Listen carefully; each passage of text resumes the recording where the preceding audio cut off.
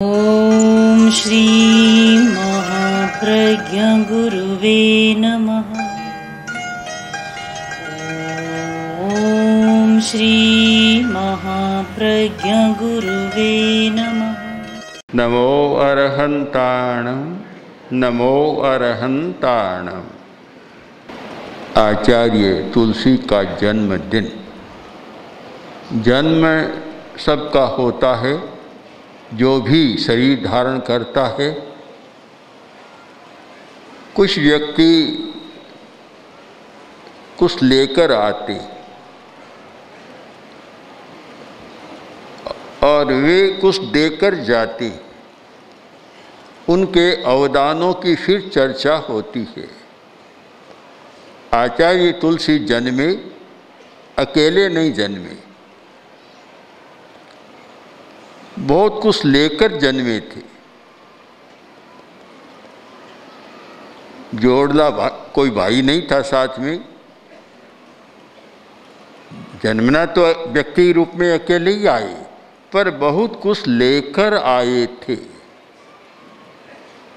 और इतना लेकर आए कि एक साधारण परिवार में एक संपन्नता का सुमेरु बन गया।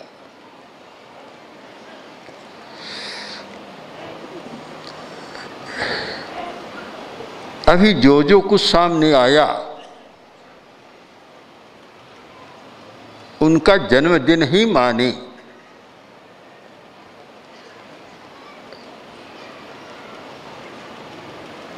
सबसे पहले अणुव्रत की बात। तो अणुव्रत का जन्म और आचार्य तुलसी का जन्म अलग नहीं देखा जा सकता। उन्हीं की कल्पना से वह प्रसूत था। मेरी एक निश्चित धारणा है कि जिस व्यक्ति के हाथ में नेतृत्व होता है, जो नेता होता है, उसमें कल्पना शक्ति नहीं होती तो वह कोई बहुत विकास नहीं कर सकता। जिसमें विजन नहीं होता वह कोई विकास नहीं कर सकता। जो दिन में सपना लेना नहीं जानता वह बहुत विकास नहीं कर सकता। आचार्य तुलसी के सपनों की ऐसी श्रृंखला है जिसका आकलन करना मुश्किल है। भगवान महावीर ने एक स्थिति में 10 सपने देखे थे। सम्राट चंद्रगुप्त ने 16 सपने देखे थे और भरत ने भी 16 सपने देखे थे। तीर्थंकर और चक्रवर्ती की माताएं 14 सपने देखती हैं। एक पूरी सपनों की श्रृंखला है। सपनों का अपना मूल्य है, किंतु कौन गणितज्ञ है जो गणना करके बताए कि आचार्य तुलसी ने अपने जीवन में कितने सपने देखे थे। 14 देखे, 16 देखे, बस आगे तो कुछ है नहीं। या आगम की भाषा में कहे तो 42 महास्वप्न होते हैं, वे देखें या कितने देखें। शायद कोई दिन खाली जाता था कि जिस दिन वे सपना नहीं लेते थे। रात को नहीं, दिन में लेते थे। और अनेक बार मैंने भी गुरुदेव से कहा था कि अब आपके तो इतने सपने हैं, इनको पूरा करना भी हमारे लिए बड़ा कठिन हो रहा है।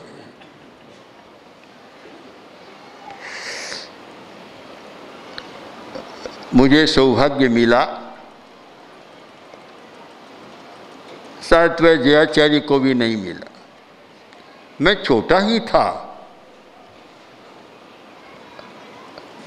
तब से मुझे श्रीचंद जी रामपुरिया कहने लग गए, आप आचार्य तुलसी के भाष्यकार हैं।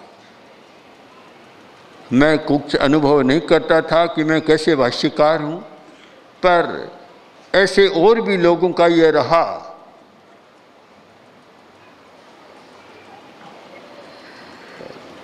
मैंने उसे समझने का भी प्रयत्न किया, कुछ समझा भी, तो मुझे एक बात का संतोष हुआ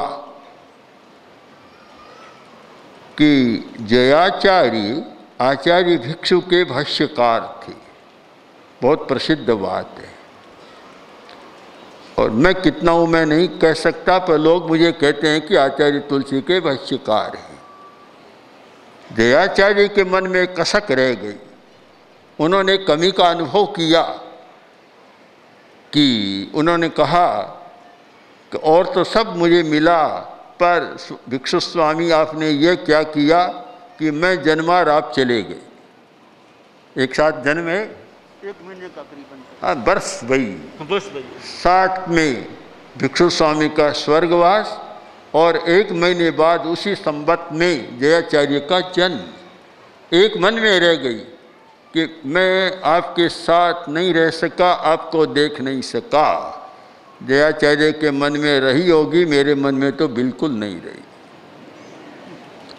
मैं सौभाग्य मानता हूँ कि आचार्य तुलसी के युग में जन्मा ही नहीं, उनके साथ पास आया, उनसे विद्या अर्जन किया, पढ़ा, उनके पास पढ़ा, और कुछ समय बाद ही उन्होंने मुझे अपना साथी बना लिया। बड़ी बात है ये।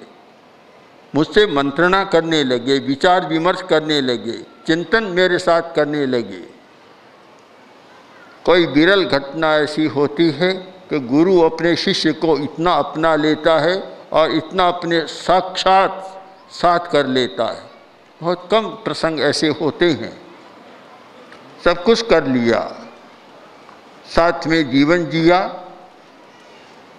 साथ में रहे, और कभी कभी विरल प्रसंग भी आए। आचार्य तुलसी जब आचार्य बने, सबको प्रसन्नता हुई। अगर कोई मुझे पूछे तो मौन रहना पड़ेगा। प्रसन्नता तो थी, पर खटक भी थी साथ में। एक भीतर ही एक कसक और एक कमी का अनुभव हो रहा था। चेहरे पर उदासी भी थी। आचार्य बनने के 1 सप्ताह के बाद गुरुदेव ने मुझे बुलाया है, बुलाकर कहा, आजकल तुम उदास क्यों रहते हो? उदास क्यों? मैं ऐसे ही संकोच करता था, बहुत कम उनके पास बोलता था उस समय। तो मैंने कहा ऐसे ही है। क्यों? 24 घंटा आपके पास रहता, आपके पास सोता, आपके साथ भोजन करता, सारा करता, अब एकदम अलग सा हो गया, आप अलग हो, मैं अलग हो गया, फिर उदासी क्यों नहीं होगी? तो थोड़ी विषन्नता का अनुभव भी थोड़ा थोड़ा हुआ था। तो एक लंबा जीवन जिया, और मैंने देखा कि इतना कल्पनाशील, इतना दूरदर्शी व्यक्ति कोई होता है, यह मेरे लिए सोचना भी बड़ा कठिन हो गया। जो कुछ हुआ है, अब सोचते हैं कि मैंने किया, मैंने आगमों का सारा काम किया, वह किया, यह किया। मेरी तो आदत नहीं थी, आप लोग नहीं जानते, मेरी विचित्र आदत थी। और आदत यह थी कि मुझसे कोई काम कराए तो कर देता हूँ, नहीं तो मैं बस बैठा मौन रहता हूँ, कुछ करता ही नहीं। और कुछ आदत आचार्य तुलसी ने निर्मित कर दी, और वह आदत यह हो गई कि पानी पीना है तो खुद से पानी पिया या नहीं पिया। कपड़ा भी पहनना है तो वे कहते कपड़ा पहना या नहीं पहना। सिलाई करनी है, शादियों को देना है, तो मुझे कभी पता नहीं कि मैंने सोचा, कहते अब कपड़ा सिलाई को दे दो। हर बात निर्देश के साथ चलती थी। आदत ही वैसी बन गई कि कहे तो करूं, न कहे तो मौनी बाबा रहूं, बस ऐसी आदत हो गई एकदम विचित्र सी। तो बड़ा विचित्र था। आगम एक इतना बड़ा कार्य है कि आज विद्वान, बड़े बड़े विद्वान देश और विदेश के इस बात से सहमत है कि शायद 1500 वर्ष में आगम पर इतना सघन कार्य नहीं हुआ।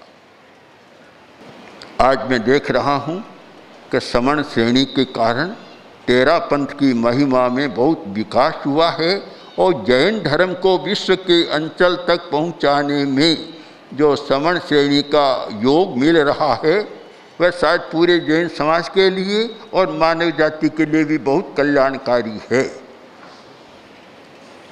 अभी ऊपर अशोक भाई आए थे, बातचीत हो रही थी, उन्होंने कहा कि आपने जैन धर्म को, मैंने कहा जैन धर्म को तो बहुत नया रूप दिया जा सकता है और इतना लाभ जनता को मिल सकता है। भगवान महावीर ने जो दिया, ऐसे तत्व हैं अनेकांत आदि कि आज पूरे विश्व की समस्या को सुलझाने में योगभूत बन सकते हैं, किंतु आज भी हमारे जैन बंधु इस बारे में काफ़ी उदासीन हैं। अगर वे सक्रिय बने तो बहुत अच्छा काम हो सकता है। आगम संपादन उसी का परिणाम है और महावीर की वाणी को विश्व के अंचल तक पहुंचाने में बड़ा योग हो सकता है। और मुझे यह स्वीकार करना चाहिए कि अमेरिका में रहने वाले जैन बंधुओं ने यह प्रस्ताव रखा। यह प्रस्ताव भारतीय प्रस्ताव नहीं है, भारत का नहीं है। यह प्रस्ताव अमेरिका में रहने वाले, एक तो कौन, कमलेश भाई ऑरलैंडो के, कीर्ति भाई, कमलेश भाई, दोनों का योग मिल रहा है इसमें। कीर्ति भाई ज्वालिया, जो आपको पता है तेरापंथी नहीं है, और आप ये कि जहाँ सत्य है वहाँ तेरापंथी गैर तेरापंथी का भेद होता ही नहीं है। ये तो सब अपनी छोटी दिमाग की छोटी कल्पनाएं हैं। जहाँ तथ्य है, कीर्ति भाई ज्वालिया और ऑरलैंडो के कमलेश भाई, इन दोनों परिवारों का इस सारे कार्य में पूरा सहयोग हो रहा है, काम हो रहा है। हाँ, यह आपको ध्यान रहे कि करने वाले हमारे भारतीय लोग हैं इस कार्य में। गुजराती कार्य में सिद्धराजी भंडारी की बहुत प्रेरणा रही और साथ में कुछ अनुवादक हैं उत्तराखंड और के जो पहले आ गए, और रश्मि भाई ने बहुत काम किया है। जिस स्थिति में काम किया है कल्पना करना मुश्किल है। ऐसी स्थिति शरीर की हो गई थी, हमें भी चिंता थी कि काम तो करना कैसे होगा, किंतु यह भी कोई गुरुदेव का प्रसाद था कि ठीक हो गए, काम हो गया। और मुनि महेंद्र जी तो इसमें लगे हुए हैं ही, तो यह भी एक बड़ा काम हो जाएगा। और जैसा कहा मुनि महेंद्र ने, हर भाषा में होना चाहिए। उन्होंने बात भारतीय भाषाओं तक सीमित रख दी। आज ज़रूरत है, जैसे गुजराती में, अंग्रेजी में भी हो रहा है। अंग्रेजी, जर्मनी, स्पेनिश, ये जो फ्रेंच, जो 4-5 विश्व की प्रमुख भाषाएं हैं, उनमें जब आगमों का होगा तो शायद विश्व को, जैन धर्म को, जैन तत्व को, महावीर को और समझने का मौका मिलेगा और रास्ता मिलेगा कि समस्याओं को कैसे सुलझाया जाए। बहुत बड़ा काम है ये आगम का, इतना भगीरथ। और जब सब भाषाओं में होगा तो एक स्वतंत्र लाइब्रेरी बन जाएगी, फिर कोई कक्ष नहीं होगा, पूरा एक लाइब्रेरी हो जाएगी 500,000 पुस्तकों की एक बड़ी। तो यह सब कुछ हो रहा है। मैं मानता हूँ सादी प्रमुखा ने ठीक कहा कि गुरुदेव के इतने काम हैं, एक एक काम, अगर एक एक काम का सहारा करें तो आज के 12 बज रहे हैं, कल के 2 और बज जाएंगे, रात भर बैठे रहें। पर आखिर समेटना भी होता है और महाश्रमण ने सारी बात को संक्षेप में समेट लिया, सब बात बता दी, पुरस्कार की बात बता दी, सुधा मई जी की बात कही। ये जब से वाइस चांसलर बनी है जैन विश्व भारती मान्य विश्वविद्यालय की, इन्होंने भी काफ़ी नए नए आयाम खोले, नई दिशाओं में काम किया है और काफ़ी अच्छा काम किया है। अनेकांत के बारे में इन्होंने अनेकांत 12 महीनों तक दिल्ली में और मान्य विद्वानों के बीच में प्रति महीना एक कार्यक्रम होता था और सारा चला, किंतु एक कार्यक्रम ऐसा किया, अद्भुत किया। हाँ, अनेकांत और नृत्य का एक कार्यक्रम प्रस्तुत किया कि नृत्य के साथ अनेकांत का, और वह इतना भाव विभोर करने वाला था कि आज भी कोई देखे तो आश्चर्य में डूब जाएगा। तो एक बहुत बड़ा काम किया है। इसलिए जो सम्मान की बात एकमात्र प्रतीक की बात मानता हूँ, कोई बहुत बड़ी बात नहीं।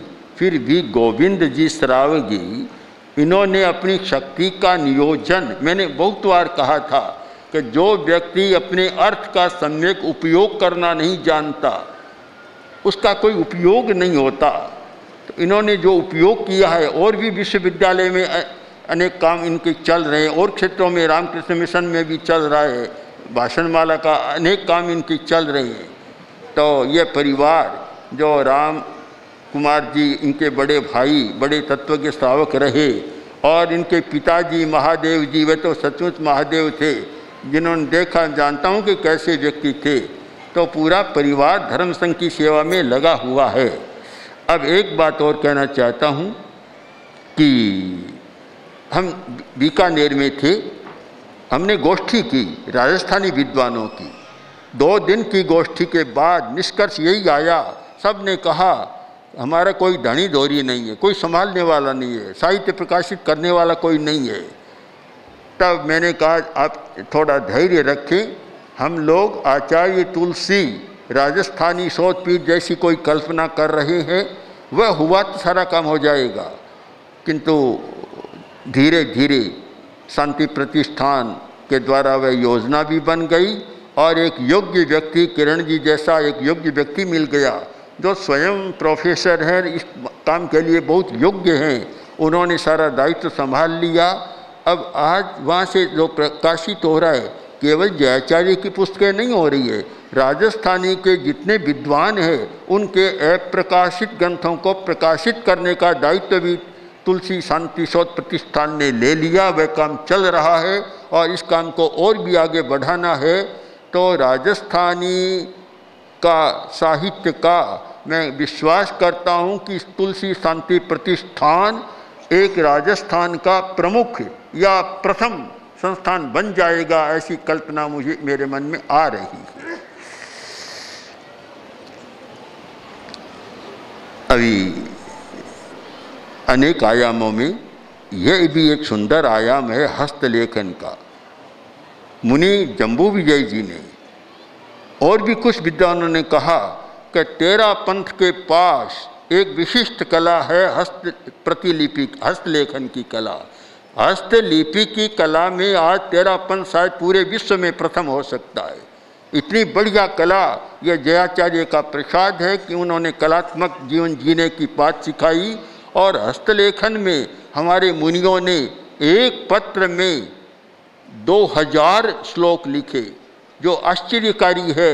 उज्जैन में मुझे याद है कि विदेशी भाई आया था और आचार्य तुलसी प्राय दिखाते, आजकल तो हम नहीं दिखाते हैं प्राय, आचार्य वर्ग तो कोई नया आता उसको दिखाते, वह दिखाया तो उस विदेशी भाई के मन में आ गई कि आप मुझे देंगे क्या, लाखों रुपये दे सकता हूँ, आप मुझे देंगे क्या।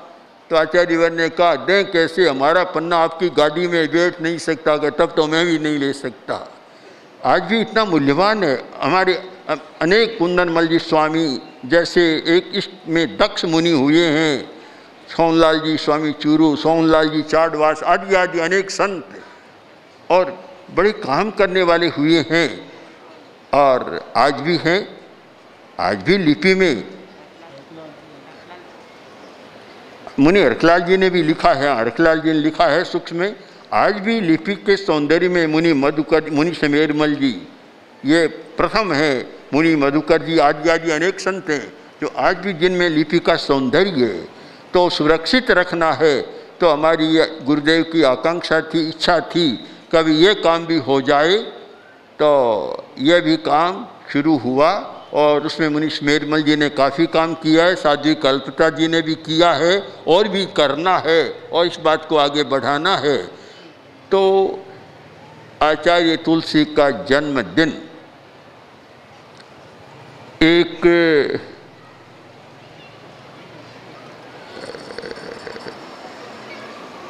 अनेक मुख वाला है।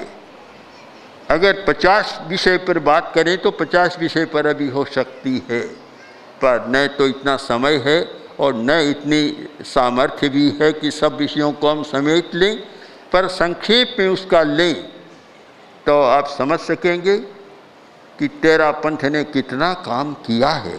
और मैं तो मानता हूँ कि गुरुदेव का वह पद गाता है, मुनि किशन लाल जी ने भी जो भेंट किया, ये जीवन विज्ञान का एक सुंदर रूप, रूपचंद भाई जो गुजरात के रूपचंद भाई पुराने श्रावक, उनके परिवार के द्वारा, उनके पुत्र और पुत्रियों के द्वारा जो सामने आया है, बहुत सुंदर कार्य सामने आया है।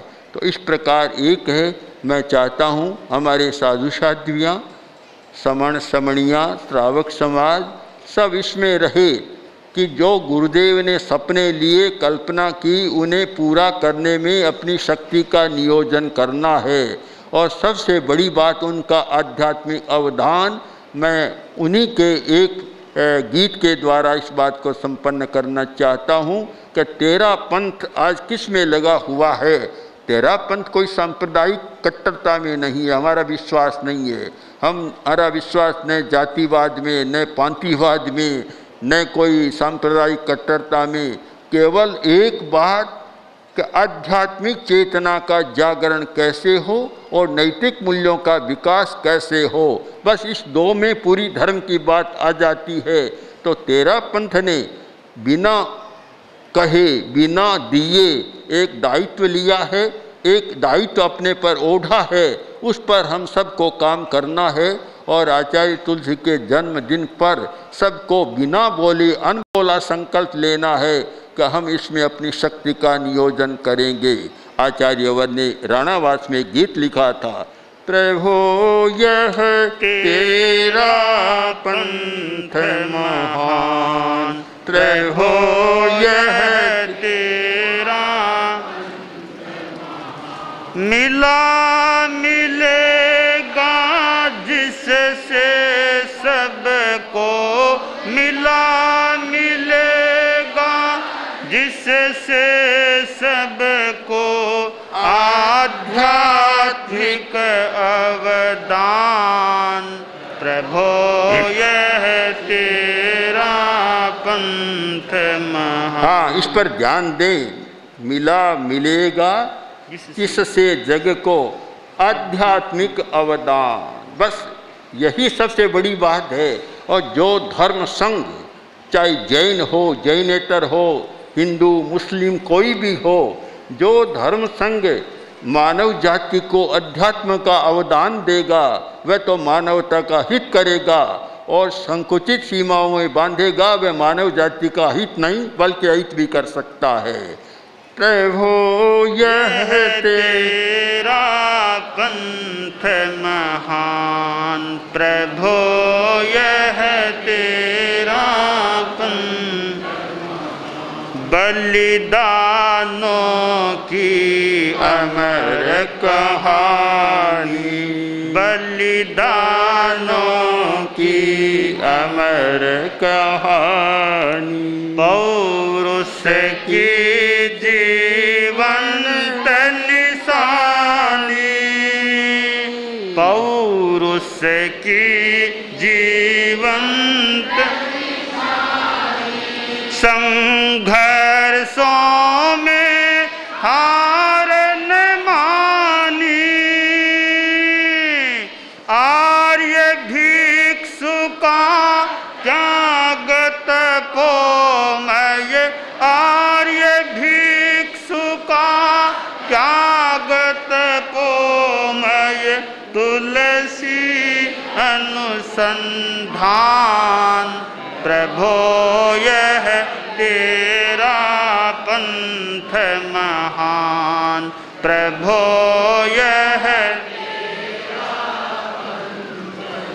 मिला मिलेगा जिससे सबको, मिला मिलेगा जिससे सबको आध्यात्मिक अवदान। प्रभो यह तेरा पंथ महान, प्रभो